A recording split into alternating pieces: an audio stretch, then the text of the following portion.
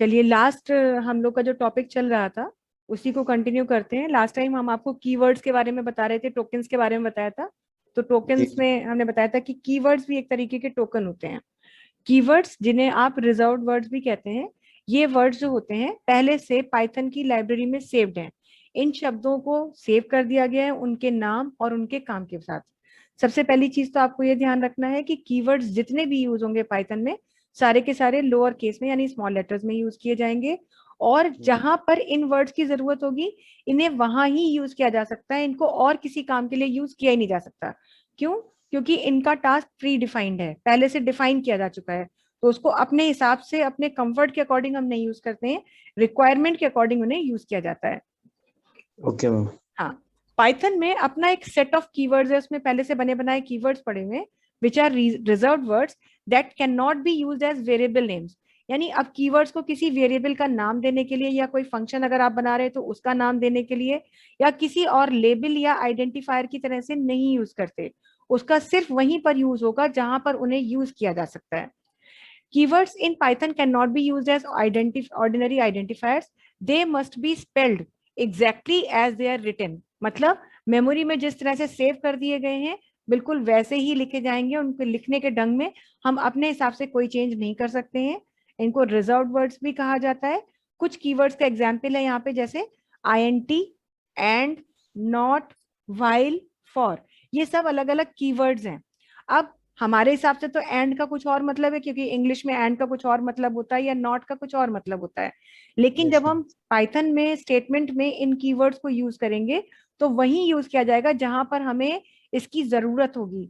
और इन शब्दों को किसी और चीज के लिए, कोई फंक्शन अगर बनाया मान लीजिए हमने, तो हम सोचे कि उस फंक्शन का नाम हम एंड रख दें, या वाइल रख दें, या INT रख दें, तो आप नहीं रख सकते।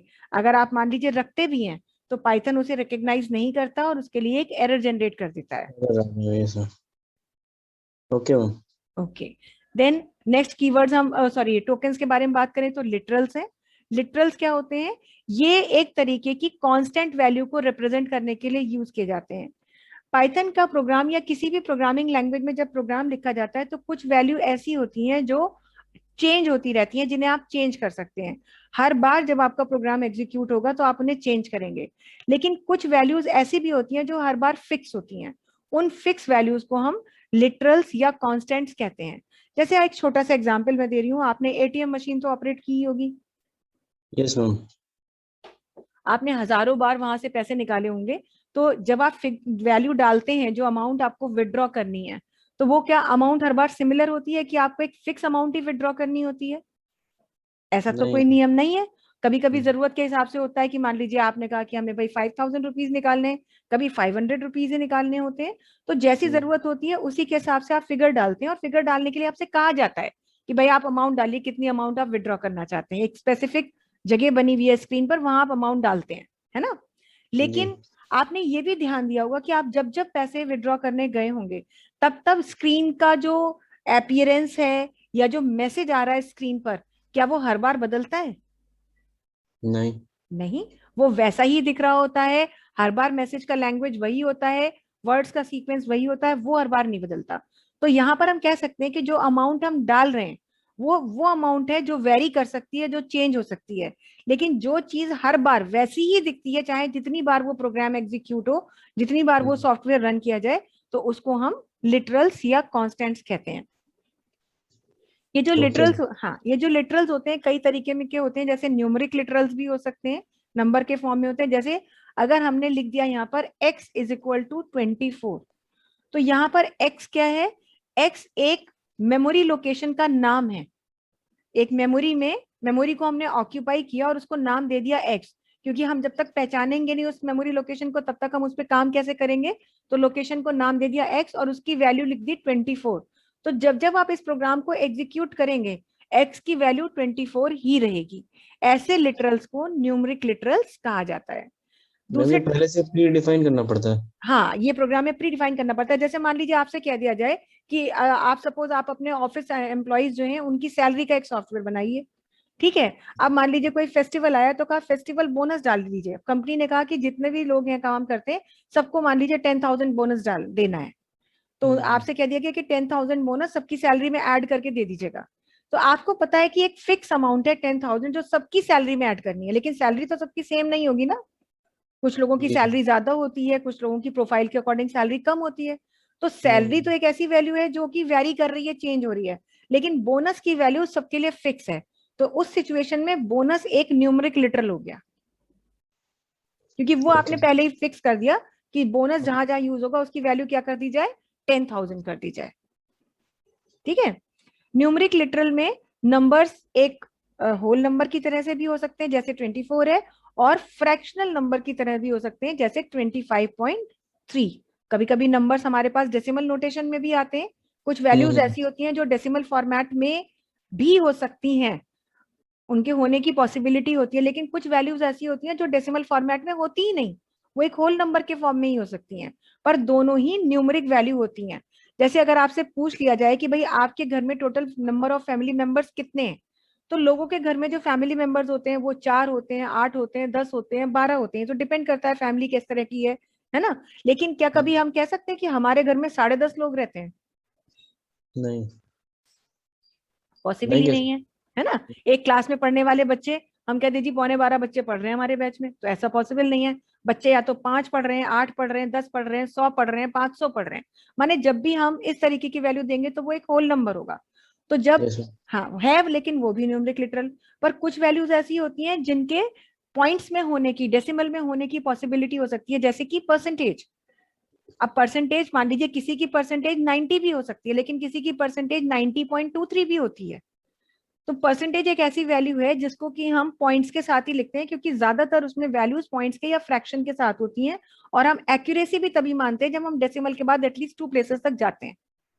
या किसी की हाइट है, तो हाइट ठीक है, 1 फुट लोग भी हाइट है, 2 फुट भी हाइट होती है, लेकिन हाइट ऐसे भी तो होती है ना, 5.6, 5.8, 6.1। तो जब हम्म। तो ऐसी वैल्यूज भी नंबर्स के फॉर्म में होती हैं, लेकिन दोनों को उसके अकॉर्डिंग ही लिखा जाता है। तो ये प्रोग्रामर की रिस्पॉन्सिबिलिटी होती है, ये उसे डिसाइड करना होता है कि जी मैं किस तरह की वैल्यू लिखूं, यहाँ पर कैसी वैल्यू हमें लेनी है। तो यहाँ पर मतलब न्यूमरिक लिटरल आपके होल नंबर के फॉर्मेट में भी दिए जाते हैं, और आपके जो है डेसिमल नोटेशन के फॉर्म में भी दिए जाते हैं। कई बार न्यूमरिक लिटरल्स इस तरह से एक कंपाउंड स्टेटमेंट के फॉर्म में भी, कॉम्प्लेक्स नंबर्स के फॉर्म में भी दिए जाते हैं। जैसे यहाँ पर हमने मेमोरी को नाम दे दिया Z, और यहाँ लिख दिया 2+3J। हालांकि देखा जाए तो ये एक इनकरेक्ट स्टेटमेंट है, क्योंकि उसमें जब हम इसको J को लिखेंगे तो ये ऐसे मतलब हमारा जो इंटरप्रेटर होता है स्टेटमेंट को ऐसे एक्सेप्ट नहीं कर सकता।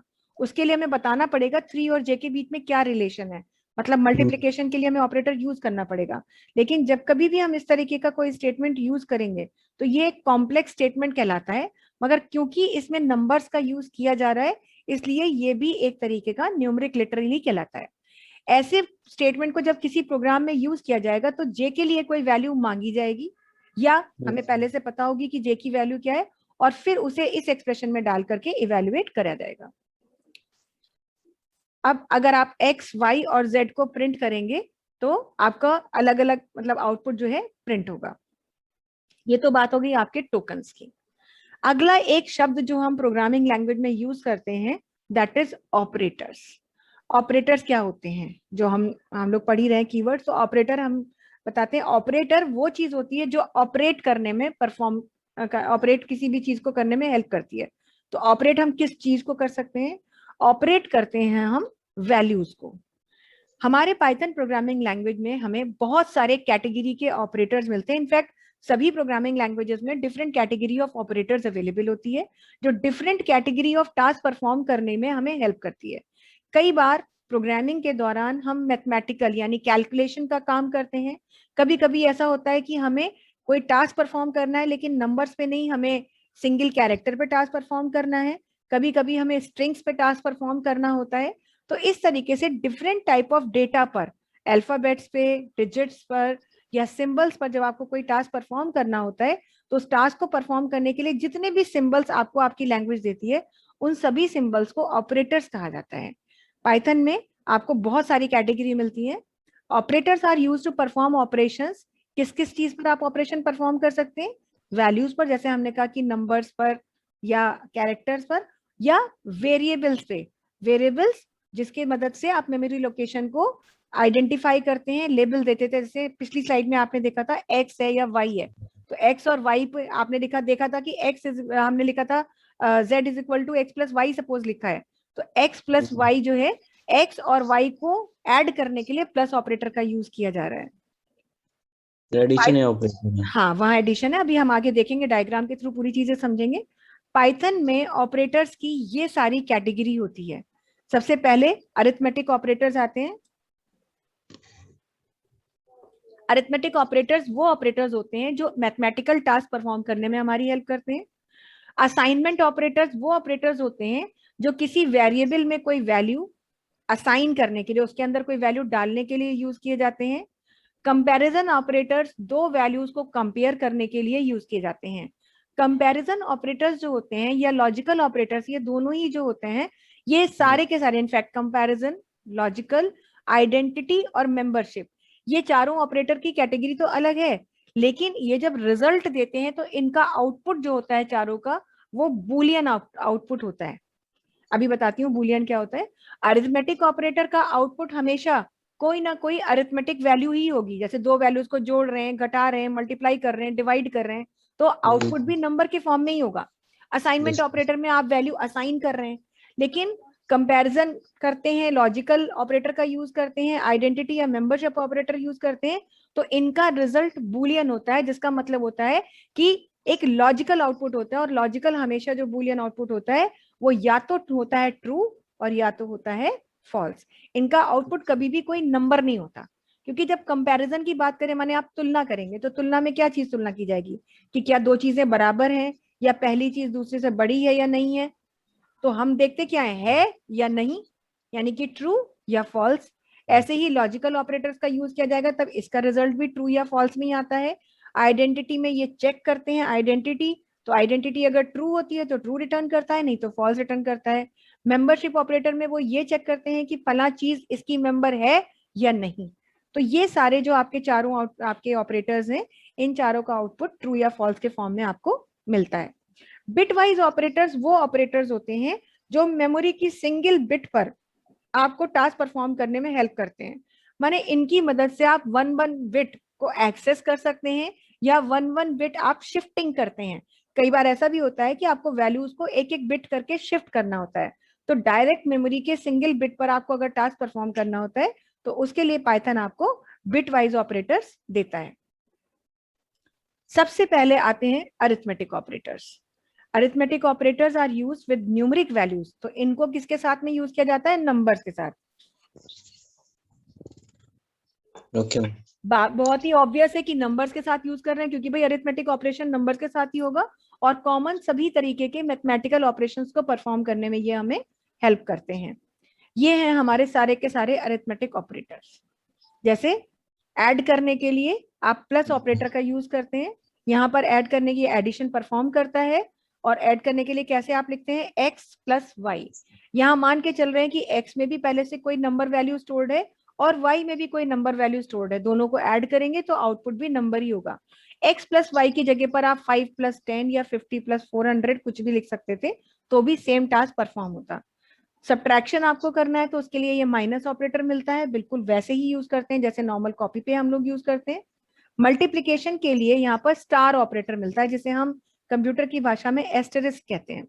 जब Yes, भी ma'am. आप x स्टार y लिखेंगे, इसका मतलब x और y की वैल्यू आपस में मल्टीप्लाई होंगी और ये प्रोडक्ट के फॉर्म में आपको रिजल्ट देगा। एडिशन का आउटपुट क्या कहलाता है वैभव? एडिशन का आउटपुट मतलब एडिशन हमें क्या देता है? जब हम दो वैल्यूज को ऐड करते हैं तो हमें क्या मिलता है? एक वैल्यू मिलती है। उसको क्या कहते हैं? वैल्यू को जोड़ी हुई वैल्यू क्या कहलाती है? रिजल्ट। सम। सम कहलाती है ना? हाँ, सम। कहते हैं ना कि सम निकालना है हमको, यस तो मैम। एडिशन का आउटपुट कहलाता है सम। सब्ट्रैक्शन का आउटपुट क्या कहलाता है? सब्ट्रैक्शन कहलाता। सब्ट्रैक्शन का आउटपुट कहलाता है भैया डिफरेंस। अंतर। डिफरेंस। अंतर मिलता है ना आपको। Yes ma'am. मल्टीप्लिकेशन का आउटपुट आपको क्या देता है? ये देता है प्रोडक्ट। जब भी अगर आपसे कह दिया जाए कि ये ले लीजिए चार वैल्यू, ये चार नंबर, इनका प्रोडक्ट निकालिए, तो हमें पता है कि इन चारों वैल्यू को आपस में मल्टीप्लाई करना है, तो मल्टीप्लिकेशन का आउटपुट प्रोडक्ट कहलाता है। अब आपको करना है डिवाइड। तो डिवाइड करने के लिए आपको यहाँ पर ये ऑब्लिक ऑपरेटर मिलता है, आपने देखा है, आप regular day to day life में भी यही यूज करते हैं। लेकिन जी। यहाँ पर डिवीजन में आपको आउटपुट जो है कई तरीके से चाहिए होता है। जैसे कई बार तो ऐसा होता है कि आप कहेंगे कि भाई हम डिवाइड करते हैं तो जो कोशेंट होता है वही हमारा आंसर होता है, और हम्म। ज्यादातर केसेस में डिवीजन में हमें कोशेंट ही चाहिए होता है। तो अगर आपको कोशेंट चाहिए तब तो ये आपको ऑब्लिक ऑपरेटर ही यूज करना है। तो यहाँ पर ऐसा हो, एक्स ऑब्लिक वाई जब लिखेंगे तो एक्स हमारा न्यूमरेटर होगा, वाई हमारा डिनोमिनेटर होगा, और एक्स की वैल्यू डिवाइड होगी वाई से, और जो भी आपके पास कोशेंट होगा वो रिटर्न करेगा।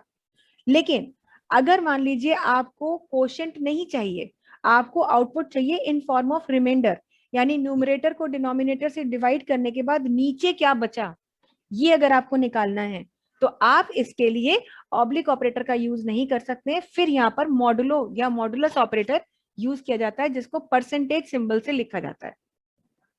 मतलब अगर आपने यहाँ पर लिख दिया है सपोज x की जगह 5 और मॉड y की जगह लिख दिया 2, तो 5 मॉड 2 का आंसर होगा 1, क्योंकि 2 से जब डिवाइड होता है 5 तो रिमाइंडर क्या आता है आपका 1 आता है। ठीक अब है, ये आपके रिमाइंडर होता है, मॉडुलस मतलब रिमाइंडर। रिमाइंडर रिटर्न करता है।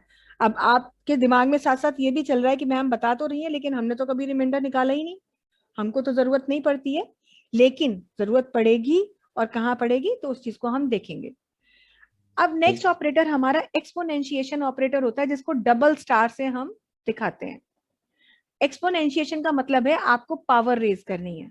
इसमें तो अगर हमें मान लीजिए 2 to the power 5 दिखाना है, और सपोज x में 2 है y में 5 है, तो हम उसको x स्टार स्टार y लिखते हैं।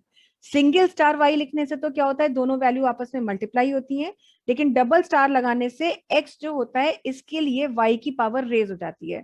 तो x अगर सपोज 2 है और y है 5, तो 2 to the power 5 that will be 32। तो ये 32 रिटर्न करेगा ये एक्सप्रेशन। क्लियर है? Yes ma'am. ओके। और लास्ट है हमारा double operator. Double oblique operator होता है जो फ्लोर डिवीजन के लिए होता है। फ्लोर डिवीजन का मतलब ये है कि हम डिवाइड तो करना चाह रहे हैं, क्वोशिएंट तो निकालना चाह रहे हैं, लेकिन हम चाहते हैं कि पूरी तरीके से डिवाइड हो, डेसिमल वैल्यू भी साथ में आए। क्योंकि ऑब्लिक जब आप देते हैं तो ये डेसिमल वैल्यू ही, मतलब जैसे मान लीजिए अगर हमने लिख दिया कि 5/2, तो ये दे देगा 2.5। लेकिन हमें 2.5 नहीं चाहिए, हम चाहते हैं केवल होल नंबर में हमें आउटपुट मिले, कोशेंट मिले लेकिन केवल होल नंबर में मिले, यानी 2 मिले, 2.5 ना मिले। तो उसके लिए हम डबल ऑब्लिक ऑपरेटर का यूज करते हैं। यहाँ भी कहीं आपके बीच मतलब सबकॉन्शियसली ये दिमाग में चल रहा होगा कि ऐसा भी शायद बहुत ही कम चाहिए होगा, लेकिन ये भी बहुत ज्यादा चाहिए होता है। और कैसे यूज होता है ये हम लोग एग्जाम्पल में आगे देखेंगे। तो ये बहरहाल राउंड ऑफ कर देता है क्या ये? हाँ, राउंड ऑफ क्या करता है, मतलब ये डेसिमल वैल्यू को नहीं लेता है, केवल आपके होल नंबर को ही रिटर्न करता है। राउंड ऑफ में तो ये है कि वो पूरा राउंड करके देगा, लेकिन जरूरी नहीं कि वो पूरा राउंड करे, वो जितनी भी आपकी वैल्यू डेसिमल के पहले की है केवल उतनी ही देगा। Okay okay. तो ये डेसिमल। कैटेगरी हमारे हाँ मैथमेटिकल ऑपरेटर्स की थी। अरिथमेटिक ऑपरेटर्स के बाद में नेक्स्ट जब हम बात करते हैं तो ये असाइनमेंट ऑपरेटर की बात होती है कि असाइनमेंट ऑपरेटर, तो असाइनमेंट ऑपरेटर्स को हम यूज करेंगे। इनका काम होता है वैल्यूज डालना। किसमें डाली जाएगी? वेरिएबल में। तो अब वही। सबसे पहले हम ये डिस्कस करते हैं कि आखिर वेरिएबल क्या है। ये तो पता चल गया कि नाम से कि वेरिएबल कुछ तो ऐसा है जो वेरी कर सकता है, जो बदल सकता है। लेकिन हमें वेरिएबल की जरूरत क्या पड़ती है? देखिए, जब भी हम कोई प्रोग्राम बनाते हैं तो प्रोग्राम बनाने का मतलब है हम कर क्या रहे हैं, हम प्रॉब्लम सॉल्विंग कर रहे हैं। हमें कोई प्रॉब्लम दे दी, हम उसका सॉल्यूशन निकाल रहे हैं। किसी भी तरीके का सॉफ्टवेयर बनाया जाता है तो वो एक तरीके की प्रॉब्लम को तो सॉल्व करता है। अब एटीएम से मशीन से पैसे निकालना या पैसे डिपॉजिट करना, वो भी तो प्रॉब्लम सॉल्यूशन ही है कि हम विड्रॉल और जो है वैल्यू को जमा कर रहे हैं, सब डिपॉजिट कर रहे हैं। तो यस। तो कोई भी प्रॉब्लम जब हम सॉल्व करते हैं तो उसमें बहुत बार ऐसा होता है कि हमें कुछ वैल्यूज को एक्सेप्ट करना पड़ता है और रिजल्ट के रूप में कुछ वैल्यूज आउटपुट के फॉर्म में देनी होती हैं। जब हम वैल्यूज को एक्सेप्ट करते हैं, जैसे कि आप बहुत सारे सॉफ्टवेयर आप रन करते हैं तो उसमें आपसे पूछा जाता है अपना पिन नंबर दीजिए या अपना नाम डालिए। कितनी एप्स हैं, दुनिया भर की हजारों एप्स मोबाइल में पड़ी रहती हैं सबके, तो उसमें बहुत बार आपसे डिटेल ली जाती है ना। अब यस। आपने तो अपना नाम डाल दिया, लेकिन वो नाम वो सॉफ्टवेयर कैसे एक्सेप्ट करेगा? उसको कैसे पता चलेगा कि आपका नाम क्या है और कहाँ गया वो नाम, वो वैल्यू कहाँ गई? या एटीएम में आपने तो डाल दिया जी 5,000 रुपए निकालने हैं, उसको कैसे पता चलेगा कि आप 5,000 रुपए निकालना चाहते हो, या जो 5,000 आपने लिखा है वो उसे कैसे मिलेंगे?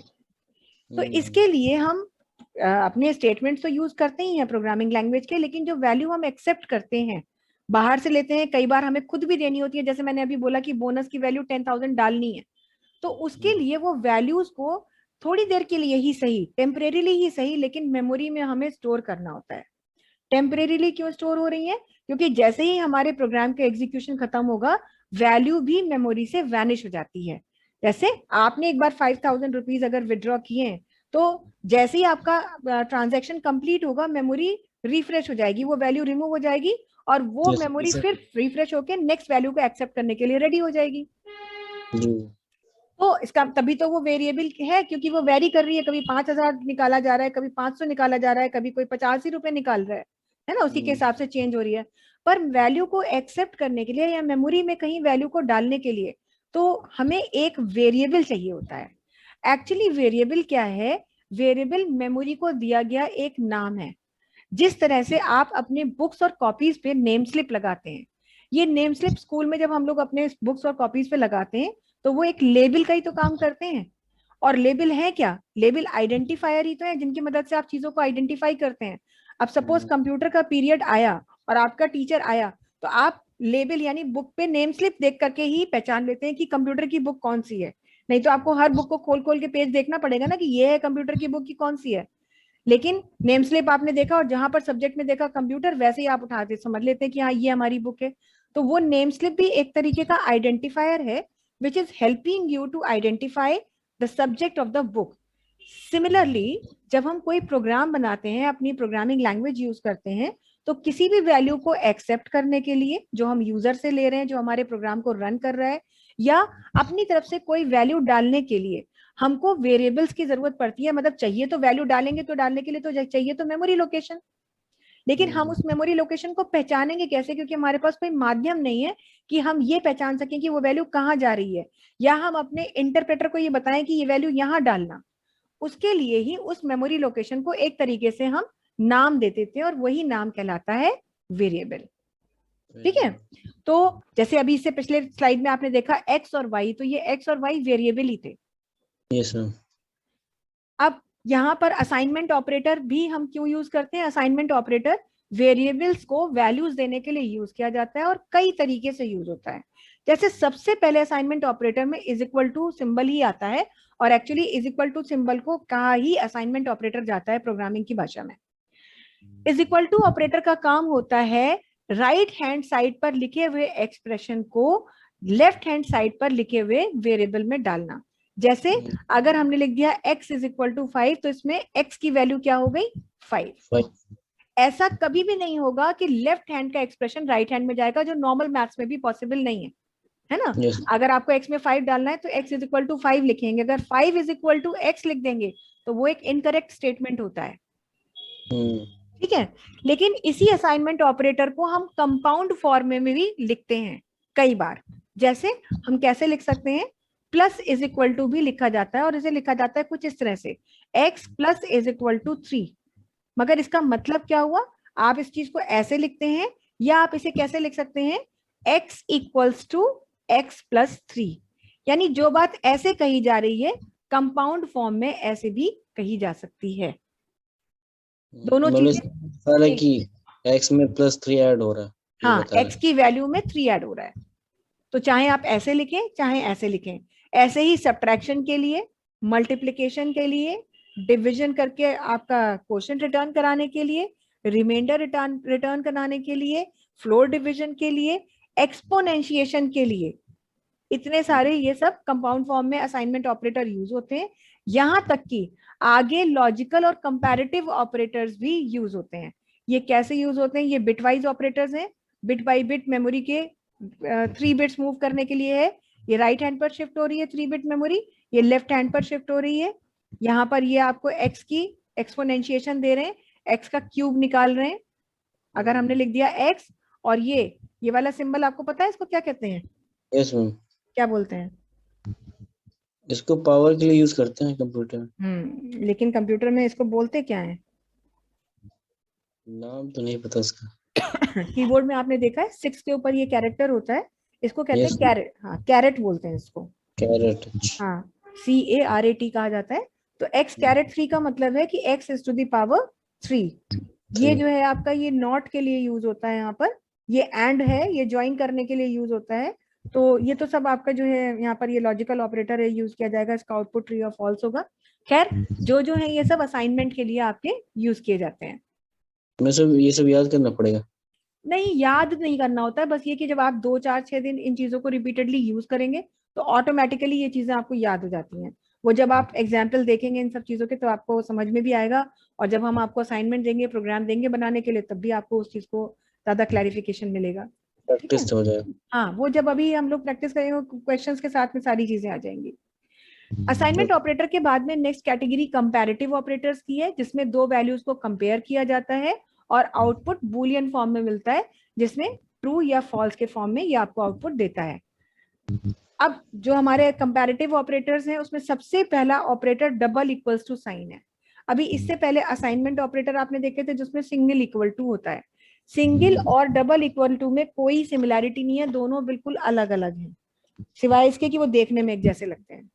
सिंगल ऑपरेटर जो होता है वो वैल्यू को असाइन करने के लिए यूज किया जाता था, इसीलिए उसको असाइनमेंट ऑपरेटर कहते हैं। लेकिन डबल इक्वल टू जो होता है ये हमारा लॉजिकल इक्वल ऑपरेटर कहलाता है, और ये दो वैल्यूज को आपस में कंपेयर करने के लिए, उनकी इक्वालिटी चेक करने के लिए यूज किया जाता है।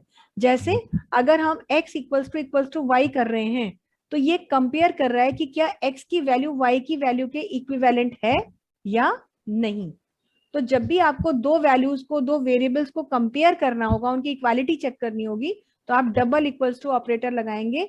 सिंगल इक्वल्स टू ऑपरेटर वहां पे लगाया ही नहीं जा सकता, अगर आप लगाते हैं तो वो एरर जनरेट कर देता है जब आपको इक्वालिटी चेक करनी होती है। ऐसे ही इन इक्वालिटी चेक करनी है कि क्या दोनों बराबर नहीं है, नॉट इक्वल्स टू उसके लिए यूज होता है, और उसको हम इस तरह से लिखते हैं, एक्सक्लेमेशन साइन और उसके बाद में इक्वल्स टू का साइन लगता है, गैप नहीं लिखा लगाया जाता, स्पेस नहीं होती है, दोनों एक साथ लिखे जाते हैं। तो x और y की वैल्यू की इनइक्वालिटी यहाँ चेक हो रही है। अगर x और y की वैल्यू सिमिलर है तो ये रिटर्न करेगा फॉल्स, नॉट इक्वल, है ना। और अगर x और y की वैल्यू डिसिमिलर है, डिफरेंट है, तो ये रिटर्न करेगा ट्रू। हम ये इनपुट दे रहे हैं, हम लोग इनपुट है ये। हाँ, x और y जो है इनपुट के फॉर्म में कोई वेरिएबल्स हैं, कुछ वैल्यूज होंगी इनमें, और वो कंपेयर हो रही होंगी। ग्रेटर देन के लिए simple greater than, less than के लिए less than. Greater than is equal to, वैसे तो आप कॉपी में जब मैथ्स में यूज करते हैं तो उसके नीचे ही लाइन खींच देते हैं, लेकिन यस यहाँ पर greater than is equal to इस तरह से और less than is equal to इस तरह से यूज किया जाता है। Clear? Yes ma'am. Next category है हमारी अब लॉजिकल ऑपरेटर्स की, जो कंडीशनल स्टेटमेंट्स को ज्वाइन करने के लिए यूज किए जाते हैं। लेकिन इससे पहले कि हम लॉजिकल ऑपरेटर सीखें, पहले हमें ये पता होना चाहिए कि कंडीशनल स्टेटमेंट क्या होती हैं। देखिए प्रोग्रामिंग, हाँ बताएं। क्वेश्चन जो होते हैं, कुछ जो रीजनिंग वगैरह पूछे जाते हैं वैसे होते हैं क्या स्टेटमेंट? नहीं, रीजनिंग नहीं, एक्चुअली हाँ रीजनिंग भी कह सकते हैं, रीजनिंग में भी आपके कंडीशंस आते हैं। जैसे आप प्रोग्रामिंग करते समय एक बहुत इंपॉर्टेंट टास्क जो हम लोग परफॉर्म करते हैं, दैट इज डिसीजन मेकिंग, है ना। डिसीजन मेकिंग हमें करनी होती है, और वैसे भी डिसीजन मेकिंग आपको पता है कि हमारी लाइफ का बहुत ही इंपॉर्टेंट हिस्सा है। सुबह उठते ही, आंख खुलते ही डिसीजन मेकिंग शुरू हो जाती है और रात तक हमारी डिसीजन मेकिंग चलती है। ठीक है, अभी तो मान लीजिए लॉकडाउन चल रहा है तो सब लोग घर में ही सारे काम कर रहे हैं, नहीं तो अगर आप नॉर्मल जो हमारा रेगुलर रूटीन होता है, तो आपको पता है अगर आपकी जैसे ऑल्टरनेट क्लास होती है तो आप देखते हैं कि अगर आपको आज नाइटेक जाना है कि नहीं, तो इस चीज का डिसीजन जो है इस पे बेस्ड होता है कि कौन सा दिन है। तो मान लीजिए आपकी क्लास मंडे वेंसडे और फ्राइडे में होती है, तो आप कहते हैं आज मंडे है तो मुझे नाइटेक जाना है, अगर मंडे नहीं है तो मुझे नाइटेक नहीं जाना, मतलब मंडे वेंसडे फ्राइडे में से कुछ एक होना चाहिए। तो एक कंडीशन आपने अप्लाई की कि क्या आज दिन कौन सा है, क्या आज मंडे है या वेंसडे है या फ्राइडे है। अगर ये है तो मुझे मेरी पाइथन की क्लास के लिए जाना है, नहीं तो नहीं जाना है। तो हर चीज का डिसीजन कहीं ना कहीं किसी ना किसी क्राइटेरिया पे बेस्ड होता है। कभी कभी ये एक क्राइटेरिया भी हो सकता है, कभी कभी एक से ज्यादा क्राइटेरिया भी होते हैं। जैसे बहुत सिंपल सी बात है, भूख लग रही है तो खाना खाना है, नहीं तो नहीं खाना है। तो क्राइटेरिया क्या है खाना खाने का, कि भूख लगनी चाहिए। है ना। अगर मन कर रहा है पढ़ने का तो पढ़ना है, तो क्राइटेरिया ये है कि मन करना चाहिए, मन कर रहा है तो पढ़ेंगे, नहीं तो नहीं पढ़ेंगे। नींद आ रही है तो सोएंगे, नहीं तो नहीं सोएंगे। माने हर चीज का डिसीजन हम किसी ना किसी कंडीशन पे ही लेते हैं। तो कंडीशन का होना बहुत जरूरी है। अब वो कंडीशन कभी कभी एक ही होती है, कभी कभी एक से ज्यादा भी हो सकती है, ये डिपेंड करता है सिचुएशन पर। तो उन कंडीशंस को जब हम इवेल्युएट करते हैं, मतलब प्रोग्रामिंग लैंग्वेज में लिखते हैं, तो उन कंडीशंस को लिखने का जो तरीका होता है उन्हें हम कंडीशनल स्टेटमेंट्स कहते हैं। अब वो कैसे लिखी जाती है वो तो अभी हम नहीं डिस्कस कर रहे हैं, लेकिन उन कंडीशनल स्टेटमेंट्स को आपस में ज्वाइन करने के लिए लॉजिकल ऑपरेटर का यूज किया जाता है। ये आपके तीन होते हैं, एक है एंड, एक है और एक है नॉट। कहने को ये ऑपरेटर है लेकिन लिखे ये ऐसे ही जाते हैं, एंड और नॉट, और स्मॉल लेटर में ही लिखे जाएंगे। ये आपके कीवर्ड्स की तरह यहाँ पर यूज हो रहे हैं। एंड ऑपरेटर जिसे हिंदी में हम वैसे तो और बोलते हैं लेकिन और नहीं बोलेंगे यहाँ पर, क्योंकि और नीचे लिखा हुआ है। तो हिंदी में एंड का मतलब क्या होता है? तथा, है ना। तो तथा का मतलब क्या होता है? एंड का मतलब ये कि आप दो चीजों को ज्वाइन कर रहे हैं कम से कम। जैसे मान लीजिए आपका कोई भाई है, यस क्या नाम है उनका? शौर्य। शौर्य। अब मान लीजिए आपकी मदर ने कहा कि शौर्य और वैभव दोनों आएंगे तो मैं खाना दे दूंगी, सपोज उन्होंने कहा, बहुत बिल्कुल हम regular day to day routine की बात कर रहे हैं, है ना। तो अब उन्होंने चेक किया कि क्या शौर्य आ गए और साथ ही साथ तथा वैभव भी आ गए, दोनों आ गए तो खाना मिलेगा, नहीं तो खाना नहीं मिलेगा। माने अभी तब तक वेट करना है जब तक दोनों नहीं आ रहे। तो ऐसे ही, हाँ ऐसे ही कंडीशन पहली देखी उन्होंने कि क्या वैभव आ गए, साथ ही साथ ये भी चेक किया कि शौर्य भी आ गए, दोनों आ गए, यानी दोनों कंडीशन ट्रू हैं। वैभव का आना भी जरूरी है और शौर्य का आना भी जरूरी है। तो दोनों कंडीशन सेटिस्फाई हो रही है तो काम होगा। तो उन्होंने ये डिसीजन लिया कि खाना देना है या नहीं। इस डिसीजन के लिए उन्होंने दो कंडीशन चेक करी और दोनों कंडीशन के ट्रू होने पर ही टास्क परफॉर्म हुआ।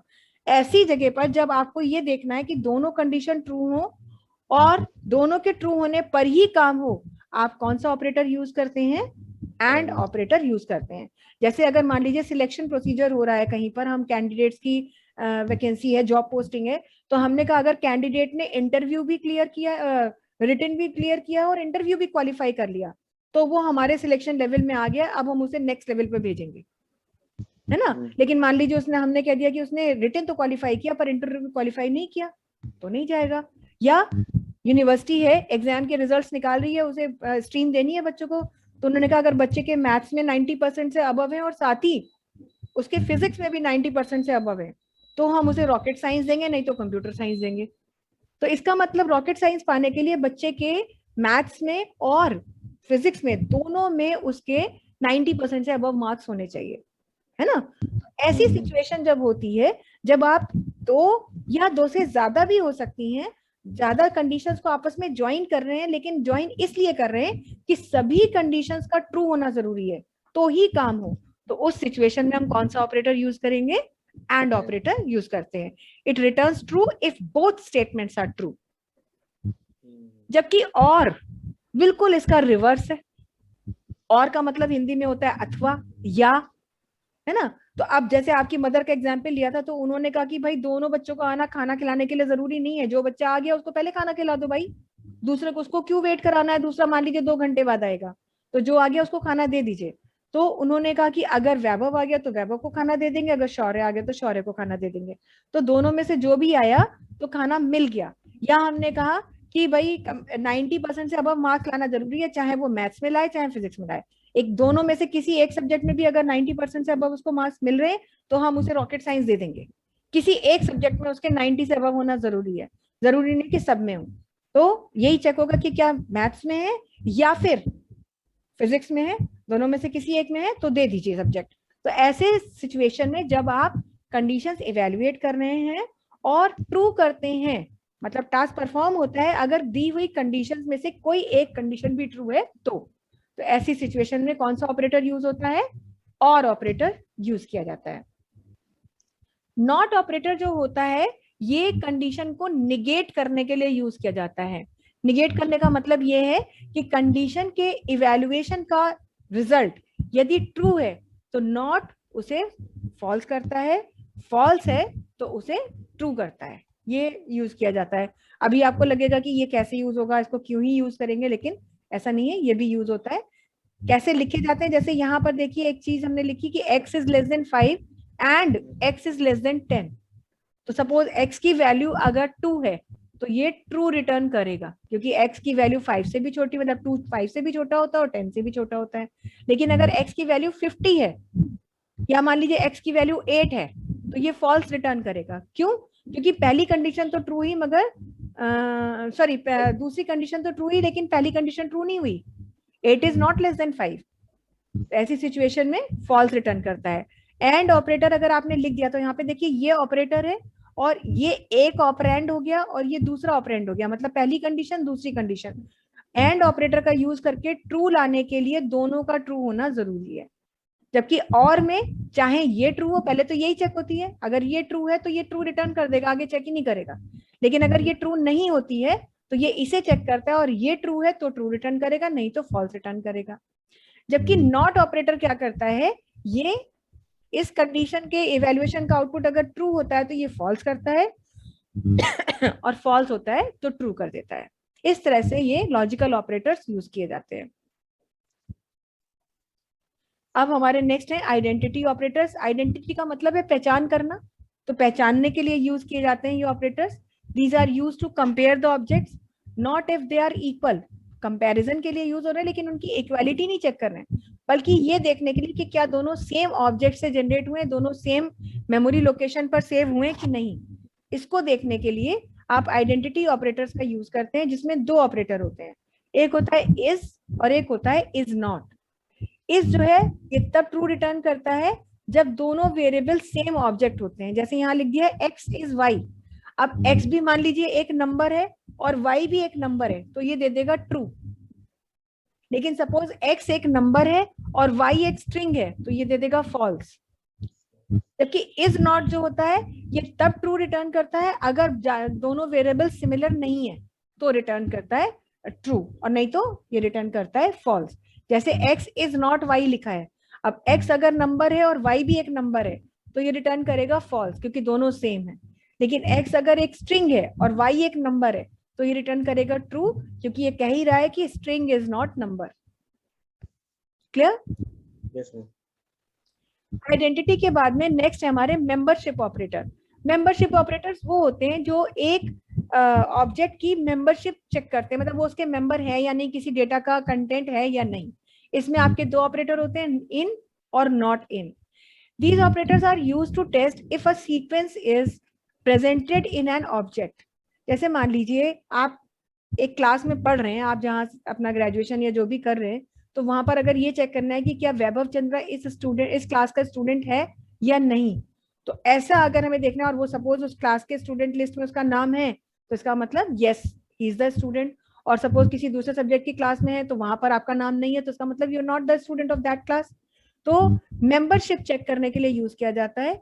इन बहुत सारे ऐसा डेटा होते हैं इसमें जिसमें एक लिस्ट के रूप में डेटा होता है, मतलब बहुत सारी वैल्यूज होती हैं। अब अगर हमें किसी एक वैल्यू को चेक करना है कि क्या ये वैल्यू उस लिस्ट में एग्जिस्ट कर रही है या नहीं, तो कर रही है तो उसके लिए तो इन है, और या नहीं कर रही है उसके लिए नॉट इन ऑपरेटर यूज किया जाता है। जैसे कि हाँ, ट्रू वैल्यू देती है कि फॉल्स भी देती है? फॉल्स भी देता है। जैसे मान लीजिए x में आपने एक लिस्ट बना दी और x में एक लिस्ट है वॉवेल्स की, सॉरी y में एक लिस्ट है वॉवेल्स की, ठीक है।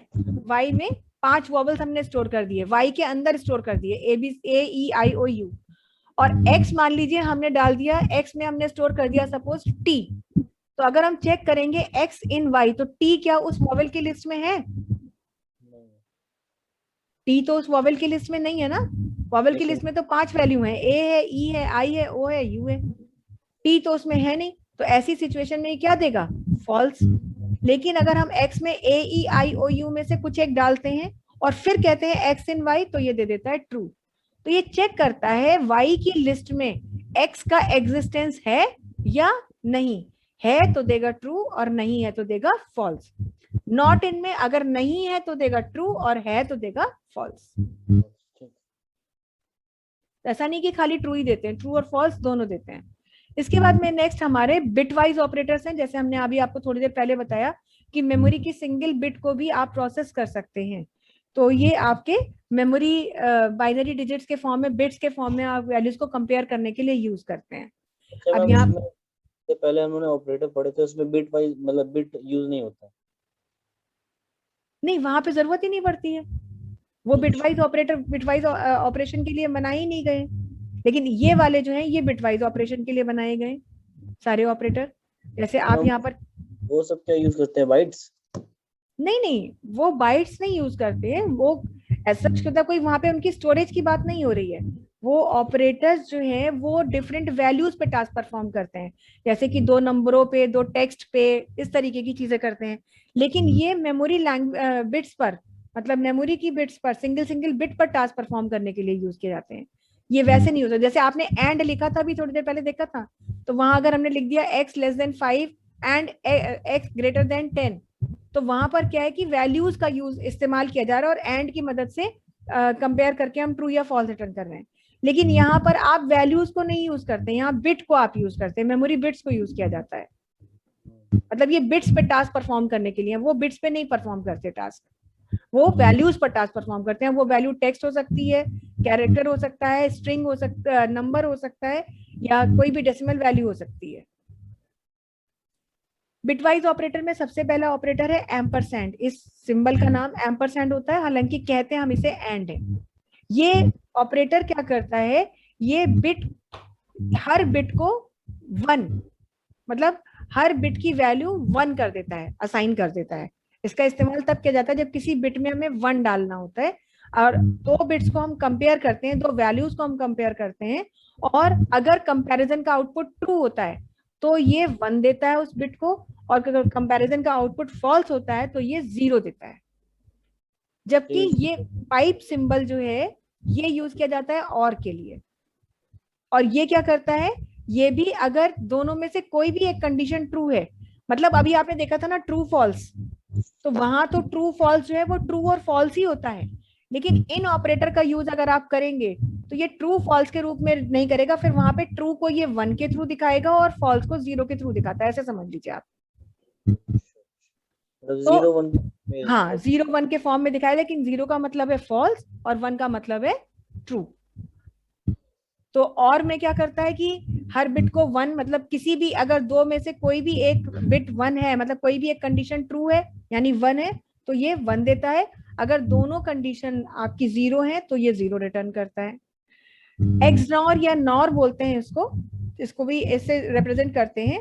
तो ये क्या करता है, अगर दोनों कंडीशन ट्रू हैं, यानी दोनों तरफ वन वन आ रहा है, तो ये भी आपको वन ही देगा। नॉट ऑपरेटर के लिए ये टिल्ड सिंबल यूज होता है कीबोर्ड में, सबसे पहले वन से पहले ये की होती है जिस पर लिखा बना रहता है, ये सिंबल शिफ्ट के साथ बनता है, इसको कहते हैं टिल्ड। तो ये सिंबल जो है निगेट के लिए, जो हम नॉर वहां पे पीछे पढ़ रहे थे, तो जहां पर ये जो है ट्रू का फॉल्स, फॉल्स का ट्रू करता है, तो वही चीज अगर आप यहाँ ऑपरेटर से यूज करेंगे तो ये वाला सिंबल है, और ये बिट्स को इन्वर्ट करता है, यानी जीरो को वन में और वन को जीरो में बदलता है। कर देता है। नेक्स्ट आपके शिफ्टिंग के लिए यूज होते हैं लेफ्ट शिफ्ट और राइट शिफ्ट ऑपरेटर्स कहलाते हैं। ये वाला जो है ये हमारा लेफ्ट शिफ्ट कहलाता है। ये वन वन बिट मेमोरी के लेफ्ट की तरफ बढ़ने में, लेफ्ट हैंड पर बढ़ने के लिए यूज किया जाता है, और ये राइट हैंड साइड पर बढ़ने के लिए यूज किया जाता है। Shift left by pushing zeros in from the right and let the left most bits fall of. मतलब अब इसके लिए आपने मतलब नंबर सिस्टम कुछ पढ़ा है कभी? केस में पढ़ा। एक बिट जो है आपको पता है कि मतलब एक बाइट जो है 8 बिट्स को मिलकर के बनी होती है ना? तो 8 बिट्स में जैसे पूरा अगर आप कोई नंबर रिप्रेजेंट कर रहे हैं पूरा 8 बिट्स के थ्रू, तो उसमें अगर आप बिट बाय बिट मूव करना चाहते हैं लेफ्ट हैंड साइड या राइट हैंड साइड, तो उसके लिए आपके ये लेफ्ट बिट और राइट बिट ऑपरेटर्स यूज होते हैं, लेफ्ट शिफ्ट और राइट शिफ्ट ऑपरेटर यूज होते हैं। ये सब चीजें हम आगे देखेंगे एग्जाम्पल से, तब ज्यादा आपको ये क्लियर होगा। अभी तो सिर्फ मतलब ये नाम समझ लीजिए कि इसको लेफ्ट शिफ्ट कहते हैं और इसको राइट शिफ्ट ऑपरेटर कहते हैं। ठीक है, तो ये तो हो गए सारे के सारे ऑपरेटर्स। अब हैं डीलिमिटर्स। डीलिमिटर्स का मतलब होता है कि कुछ ऐसे कैरेक्टर्स जिनको कि आप मतलब आइडेंटिफाई करने के लिए या कोई बाउंड्री लगाने के लिए इन्हें यूज किया जाता है। Delimiter is a sequence of one or more characters used to specify the boundary between separate independent regions in plain text or other data streams. मतलब एक तरीके से हम कह सकते हैं कि डिलिमिटर एक ऐसा कैरेक्टर होता है जो प्रोग्रामिंग स्टेटमेंट के दो सेक्शंस को बाइफरकेट करने के लिए यूज किया जाता है। जैसे कि मान लीजिए हम कोई पैराग्राफ लिखते हैं इंग्लिश या हिंदी में, तो हम कहीं कहीं पर फुल स्टॉप अगर इंग्लिश में लिख रहे हैं और कॉमा लगाते हैं, तो वो पंक्चुएशन कैरेक्टर्स होते हैं जो लिमिट डिसाइड करते हैं कि भाई कॉमा लगा है मतलब ये स्टेटमेंट यहीं पर अब एक शॉर्ट ब्रेक के साथ खत्म हो रही है और आगे हम शुरू कर रहे हैं। फुल स्टॉप लगाए तो मतलब ये वाली स्टेटमेंट पूरी तरह फिनिश हो चुकी है, अब नई स्टेटमेंट के साथ शुरुआत की जा रही है। ऐसे ही प्रोग्रामिंग लैंग्वेज में भी आपको बहुत सारे सिंबल्स की जरूरत पड़ती है, तो उनको आप डिलिमिटर कहते हैं। An example of a delimiter is the comma character, which acts as a field delimiter in a sequence of comma separated values. Programming language Python में कॉमा सिंबल का यूज किया जाता है जब आप एक ऐसी बहुत सारी फील्ड्स लिख रहे हैं, लेकिन एक फील्ड को दूसरी फील्ड से सेपरेट करने के लिए कॉमा सिंबल का यूज किया जाता है, क्योंकि दो फील्ड्स एक साथ नहीं लिखी जा सकती। तो उन्हें अगर आप एक साथ लिखना चाहते हैं तो लिखने के लिए कॉमा सेपरेटर का यूज करना पड़ेगा।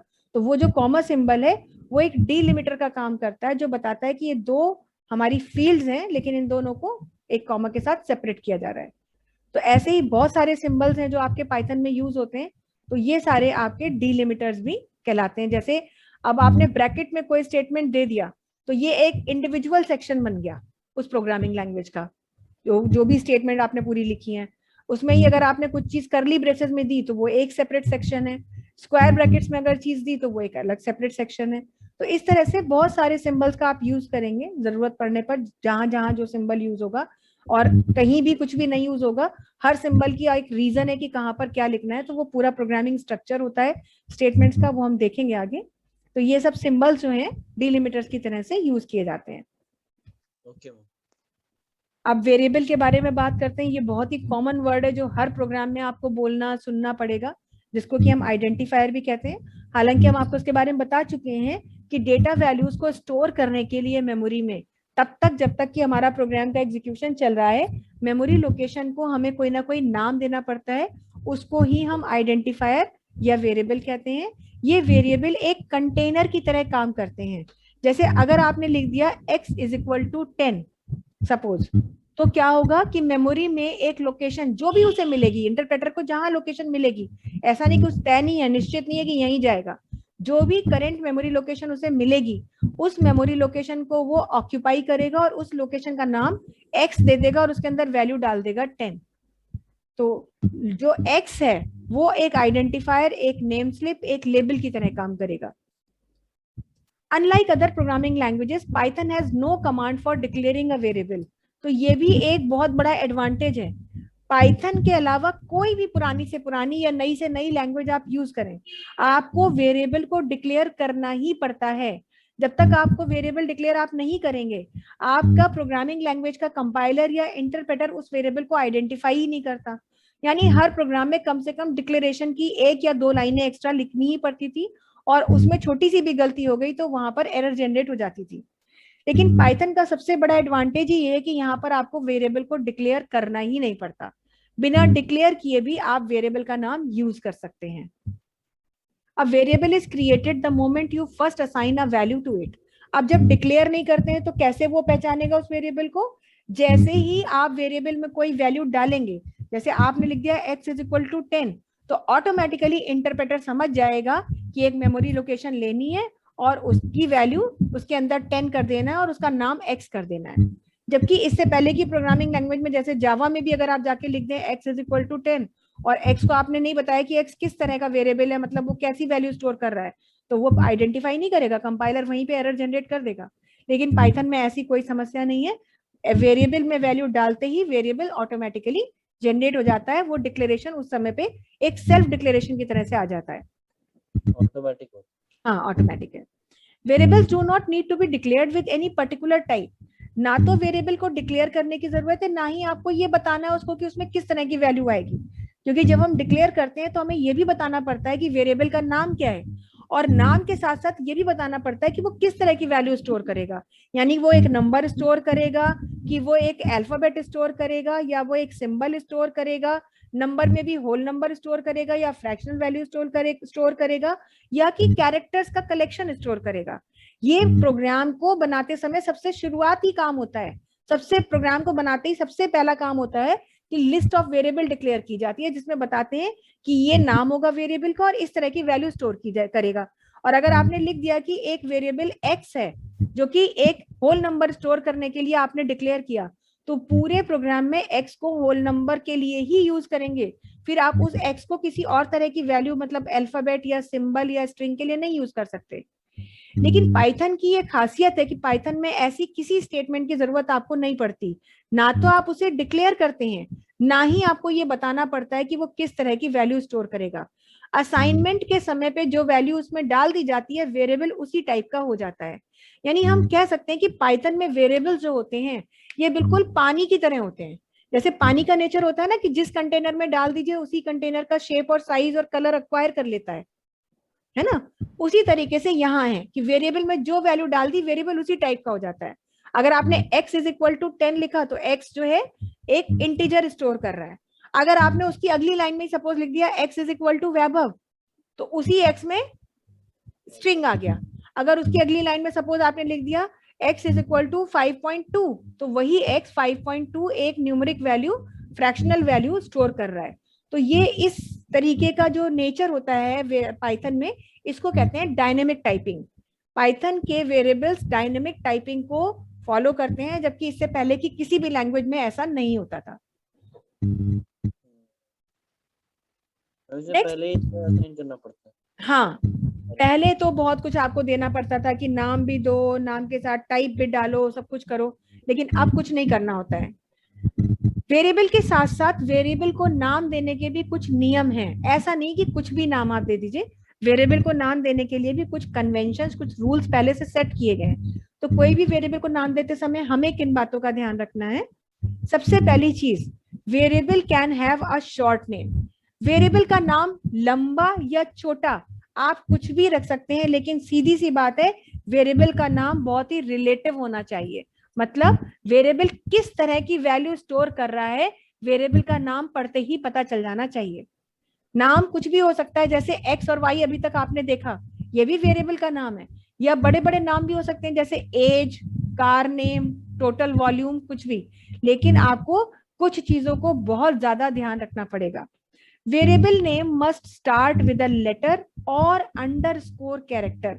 यानी वेरिएबल का नाम किसी अल्फाबेट से स्टार्ट हो सकता है, और अल्फाबेट के अलावा यदि आप चाहें तो वो किसी अंडरस्कोर कैरेक्टर आपने देखा है ना, तो वही सिंबल जो है वो भी यूज किया जा सकता है। जैसे कार के पहले एज लिखा था तो अंडरस्कोर एज हो सकता था। लेकिन वेरिएबल का नाम कभी भी नंबर से स्टार्ट नहीं होता।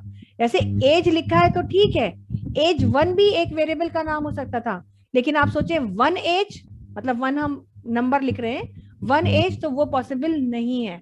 कभी भी किसी वेरिएबल का नाम नंबर से स्टार्ट नहीं होता। जैसे मान लीजिए हमने कहा कि 2 एम्प्लॉय के नाम हमें स्टोर करने हैं, तो हम लिख दें 1 EMP 2 EMP, गलत होगा। EMP 1 EMP 2 लिख दिया चलेगा, लेकिन नंबर से अगर वेरिएबल का नाम स्टार्ट कर रहे हैं तो एरर जनरेट होगी। पहले या तो अल्फाबेट लीजिए और या फिर अंडरस्कोर। वेरिएबल के नाम में अल्फा न्यूमेरिक कैरेक्टर्स हो सकते हैं, यानी अल्फाबेट और डिजिट तो हो सकते हैं। नंबर से शुरू तो नहीं हो सकता, लेकिन नंबर पे खत्म हो सकता है और अल्फाबेट से शुरू होगा। साथ ही साथ कोई भी और स्पेशल सिंबल अलाउड नहीं है सिवाय अंडरस्कोर के। जैसे आप सोचे कि हम एक वेरिएबल का नाम लिख रहे हैं और वेरिएबल के नाम में हम स्पेस डाल दें। जैसे टोटल वॉल्यूम आप देख रहे हैं, यहाँ पे लिखा है एक साथ, कार नेम लिखा है, बीच में गैप नहीं है। तो गैप इसलिए नहीं है क्योंकि गैप अलाउड नहीं है। अगर टोटल और वॉल्यूम के बीच में स्पेस दे दिया तो वो वेरिएबल का नाम नहीं हो सकता, क्योंकि स्पेस अलाउड नहीं है। तो सिर्फ स्पेशल सिंबल के नाम पर अगर कोई सिंबल अलाउड है तो वो अंडरस्कोर है, जो वेरिएबल के नाम के शुरुआत में भी लगाया जा सकता है और बीच में भी कहीं लगाया जा सकता है। उसके अलावा और क्या बात ध्यान रखनी है, बहुत बड़ी चीज ध्यान रखनी है कि वेरिएबल के जितने भी जो भी नाम आप लिखते हैं वो, क्योंकि पाइथन केस सेंसिटिव लैंग्वेज है, तो यहाँ पर वेरिएबल का नाम भी केस सेंसिटिव होता है। जैसे अगर आपने कोई वेरिएबल का नाम लिखा एज ऐसे, और आगे आप उसे इस तरह से या ऐसे यूज करेंगे, तो ये 3 अलग अलग वेरिएबल हैं, ये सेम नहीं है, बल्कि जबकि देखने में ये सेम है। मतलब अगर हम प्रोनाउंस कर रहे हैं तो इनका प्रोनाउंसिएशन सेम है, एज एज एज, लेकिन क्योंकि इनका केस डिफरेंट है तो ये 3 डिफरेंट वेरिएबल्स की तरह से ट्रीट होते हैं। ठीक है। तो प्रोग्राम में जब भी आप कोई वेरिएबल यूज करते हैं और मान लीजिए उसका नाम शुरू में आपने ऐसे इस्तेमाल किया, तो पूरे के पूरे प्रोग्राम में जब जब इसे यूज करना है ऐसे ही लिखना है। अगर आपने ऐसे लिख दिया तो वो पहचानेगा नहीं इसको। फिर यहाँ पर एक लिस्ट हमने बना रखी है, कुछ वेरिएबल नेम्स लीगल हैं, सही हैं, और कुछ वेरिएबल नेम इलीगल हैं। जैसे यहाँ पर एक वेरिएबल नेम है माई वेर, अल्फाबेट से शुरू हो रहा है, अल्फाबेट पे खत्म हो रहा है, कोई गैप नहीं है, और इसके अंदर वैल्यू डाल दी है जॉन, बिल्कुल ठीक है। आप दोनों के बीच में अंडरस्कोर भी लगा सकते थे, ये भी ऐसे भी सही हो सकता है। अंडरस्कोर से शुरू हुआ, बीच में अंडरस्कोर लगा दिया, ये भी ठीक है। वेरिएबल का नाम यूज किया बिना किसी स्पेस के, बीच में कहीं आपने अपर केस ले लिया या पूरे के पूरे वेरिएबल का नाम ही अपर केस में दे दिया, कोई प्रॉब्लम नहीं है, बिल्कुल ठीक है। बस आपको ये ध्यान रखना है कि जैसे यहाँ इस्तेमाल किया है पूरे प्रोग्राम में जब जब इसकी जरूरत होगी फिर ऐसे ही लिखा जाएगा, ये ध्यान रखना है। या अल्फाबेट से शुरू करके डिजिट पे खत्म कर दिया तो ये भी एक वैलिड वेरिएबल नेम है, जबकि डिजिट से शुरू किया तो ये इनवैलिड है। अगर आप ऐसा लिखेंगे तो आपके प्रोग्राम में एरर आएगी। स्पेशल सिंबल में अंडरस्कोर की जगह अगर आपने डैश लगा दिया तो भी ये इनवैलिड है, यहाँ पर भी एरर आएगी क्योंकि डैश को वो एक्सेप्ट नहीं करता, या स्पेस दे दी तो वो उसे भी एक्सेप्ट नहीं करेगा, तब भी ये आपको एरर जनरेट करके दे देगा। तो ये सब बेसिक रूल्स हैं, तो हम इन सब पचड़ों में पढ़ना नहीं चाहते, हम इतना दिमाग नहीं लगाना चाहते हैं, इसीलिए हम नियम बना लेते हैं कि भैया लोअर केस में लिखेंगे पूरा का पूरा, ये सब झंझटबाजी नहीं करेंगे कि बीच में कहीं अपर लगा रहे, हम लिखेंगे ही लोअर में, तो ये ध्यान रखने की जरूरत नहीं पड़ेगी कि हमने ऊपर कैसे लिखा था, ध्यान रहेगा कि हम लोअर केस में ही लिखते हैं। तो मतलब इस कंफ्यूजन को अवॉइड करने के लिए हम लोअर केस में ही वेरिएबल्स का नाम लिखते हैं, और यूजुअली प्रोग्रामर्स यही प्रैक्टिस फॉलो करते हैं, वो बहुत वेरिएबल के नाम लंबे लंबे नहीं लिखते हैं, मगर नाम कुछ ऐसा लिखते हैं जिससे पता चल जाए कि किस तरह की वैल्यू स्टोर हो रही है। जैसे अगर वेरिएबल का नाम एक्स है तो आपको ही नहीं पता एक्स क्या स्टोर कर रहा है, लेकिन अगर वेरिएबल का नाम एज है तो आपको पता है कि इसमें किसी की एज आने वाली है। कार नेम है तो शायद किसी ऑटोमोबाइल का कार का नाम लिया जा रहा है। टोटल वॉल्यूम है तो वॉल्यूम निकाला जा रहा है। अब ये अलग बात है कि टोटल वॉल्यूम की जगह आप केवल वॉल्यूम ले लीजिए, इतना बड़ा नाम मत लिखिए, या खाली VOL लिखिए, ये तो आपको पहचानना है, तो अपनी पहचान के लिए हम प्रोग्राम बनाते हैं, मतलब वेरिएबल के नाम लिखते हैं, तो वो हमारी मर्जी है। तो बस थोड़ा सा ये है कि डिस्क्रिप्टिव नेम्स होते हैं तो रिलेटिव होते हैं। कोई अगर दूसरा प्रोग्रामर आपका प्रोग्राम देख रहा हो तो वेरिएबल के नेम को देखते ही उसे पता चल जाएगा कि इसमें क्या आ रहा है, लेकिन XY देख रहेगा तो वो पूछेगा कि X में क्या डाला है, Y में क्या डाला है, A में क्या आ रहा है, तो आपको बताना पड़ेगा कि मान लीजिए हमने कहा कि भाई X में हमने रेडियस डाला है, Y में हमने पाई की वैल्यू डाली और A में हम एरिया कैलकुलेट कर रहे हैं। लेकिन अगर यहीं पर लिखा होता मान लीजिए पाई रेडियस है ना और एरिया, तो वो नाम से ही पता चल जाता। तो ये अपनी अपने कंफर्ट की बात होती है कि जिस चीज में कंफर्टेबल हो वो लिखेंगे, बस इन नियमों का ध्यान रखते हुए ही हमें काम करना होता है। क्लियर है आपको? Yes ma'am. ठीक है, आज की क्लास यहीं पे खत्म होती है। अभी इसी टॉपिक की अभी कम से कम अभी 8-10 स्लाइड्स और बची हैं, जो नेक्स्ट क्लास में हमारी होंगी, तब जाकर के ये पाइथन की बेसिक चीजें हमारी खत्म होंगी। फिर हम आपको इंस्टॉलेशन और उसको प्रैक्टिकली कैसे यूज करना है वो बताएंगे। ठीक है, मैं और अभी अपना जो है ये आपको पूरी प्रेजेंटेशन अभी की अभी भेज दे रही हूँ तुरंत, क्योंकि जो है अब इतना हो गया है कि आप इसे पढ़ेंगे तो थोड़ा सा रिलेट कर पाएंगे। इसके पहले आप पढ़ते तो उतना शायद रिलेट ना कर पाते, इसलिए हमने आपको प्रेजेंटेशन नहीं भेजी थी, लेकिन हम अभी तुरंत आपको ये प्रेजेंटेशन भेज दे रहे हैं, तो आप उसे पढ़ के भी देख लीजिएगा, और कोई डाउट होगा इतनी स्लाइड्स में तो जरूर मुझे बताइएगा। तो अभी हम जो अगली क्लास होगी हमारी अब मंडे को होगी, मंडे को इस टॉपिक को हम कंटिन्यू करेंगे। ठीक है, पर मीनवाइल आपको 2 दिन मिलेंगे, आप आराम से देख लीजिएगा, कोई डाउट्स होंगे तो मंडे वाले सेशन में हम उसको क्लैरिफाई भी कर देंगे आपके लिए। तो आज के लिए इतना ही रखते हैं, that's all for the day. Thank you ma'am. Okay.